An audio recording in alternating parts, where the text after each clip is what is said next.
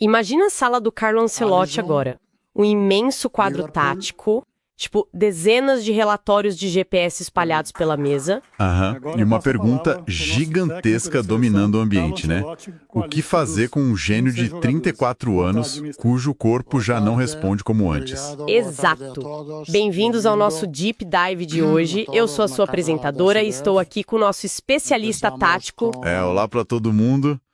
É o cenário definitivo de dor de cabeça para qualquer treinador, sabe? Um choque direto entre a biologia e a história. Com certeza. E nossas fontes hoje nos levam direto para o maior dilema do futebol brasileiro atual, que é a iminente lista final de Ancelotti para a seleção. Sim, o peso de convocar ou de deixar de fora o Neymar, agora retornando de uma grave lesão no joelho e atuando pelo Santos. Exatamente, mas olha, antes de mergulharmos nisso, a gente precisa fazer um aviso rápido. O material original deixa claríssimo que ele é, hoje, um para-raios de severa polarização social e política no país. Isso é bem evidente nas fontes. Pois é, então para quem nos escuta, a gente deixa muito explícito que não tomamos nenhum partido. Nosso objetivo aqui é dissecar estritamente a tática, a biomecânica e o que está nos relatórios que a comissão técnica avalia. Perfeito. É muito preciso isolar esse ruído externo para entender o problema no campo mesmo. Então, vamos desvendar isso. Como a gente justifica, taticamente, a presença de um jogador nessa condição física em uma Copa do Mundo? O que é fascinante aqui não é só o peso da nostalgia, sabe?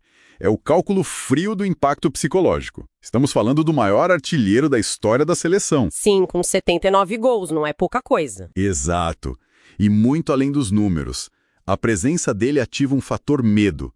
Quando ele pisa no gramado, a linha defensiva adversária instintivamente dá 2 passos para trás por puro respeito histórico. Nossa, isso é muito real. E essa gravidade atrai a marcação dupla e funciona como um escudo vital. Acaba liberando um espaço físico e mental gigantesco para jovens talentos operarem com bem menos pressão nas costas. Jovens tipo o Vini Júnior, o Rodrigo, o Endrick... Isso mesmo, eles jogam muito mais soltos. Mas peraí, eu entendo a teoria do escudo, claro, mas na prática... Pensando na intensidade do jogo de hoje, eu fico imaginando se a saída não seria transformá-lo em uma arma cirúrgica. Uma arma cirúrgica? Como assim? Tipo, um super reserva de luxo para os 30 minutos finais, sabe? Acionado só quando os zagueiros já estão com os músculos fadigados. E aí me vem à mente o histórico do próprio Ancelotti. Com o Real Madrid. Exato, ele foi o cara que prolongou o auge do Modric e do Benzema de uma forma absurda, porque ele não poderia simplesmente aplicar essa mesma engenharia agora. Bom, porque existe uma diferença brutal entre engenharia tática em um clube e o cenário atual de uma seleção. Para o Benzema e o Modric durarem tanto, o Real Madrid adotou formações completamente assimétricas.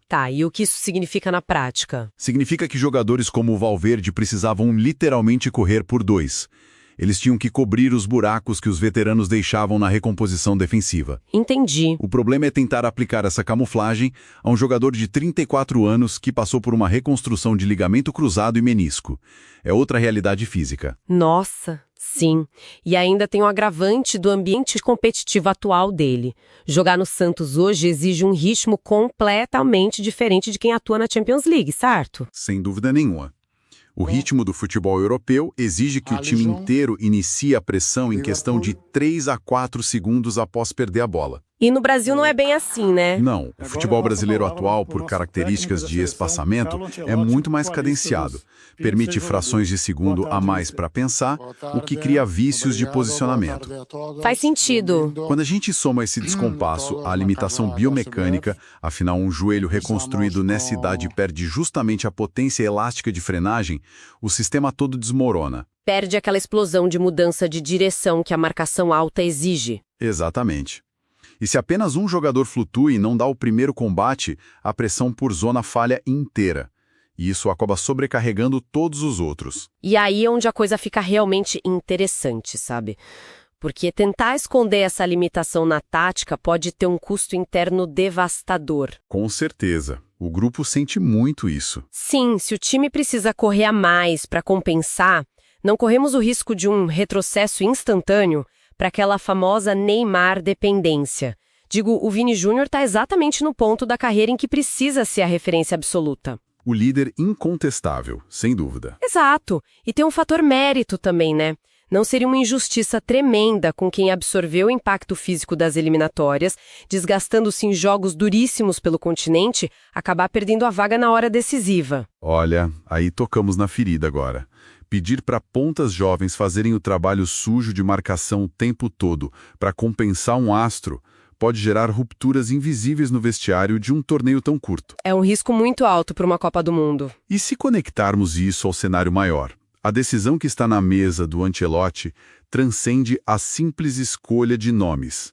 É um embate puramente filosófico, na verdade. Como assim filosófico? O Brasil vai escolher apostar suas fichas na nostalgia daquele brilhantismo individual que sempre moldou a nossa identidade. Ou vai assumir de vez que o futebol moderno é uma engrenagem coletiva. Onde a força coletiva engole o talento isolado. Perfeito.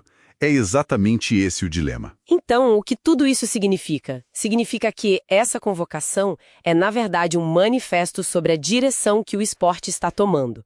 E, para encerrar o nosso Deep Dive de hoje, eu deixo uma provocação final para quem nos ouve. Essa eu quero ver. Pensem o seguinte: se a seleção brasileira decidir ir para a Copa sustentada apenas pela força e intensidade de sua estrutura coletiva e acabar erguendo a taça sem o seu maior astro, isso não decreta oficialmente a morte do clássico camisa 10? Uma excelente pergunta para fechar. Pois é.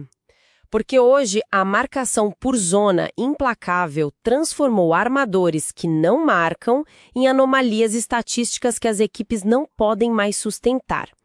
Vencer no topo do mundo sem a personificação dessa posição talvez seja a prova final de que aquele futebol romântico acabou para sempre.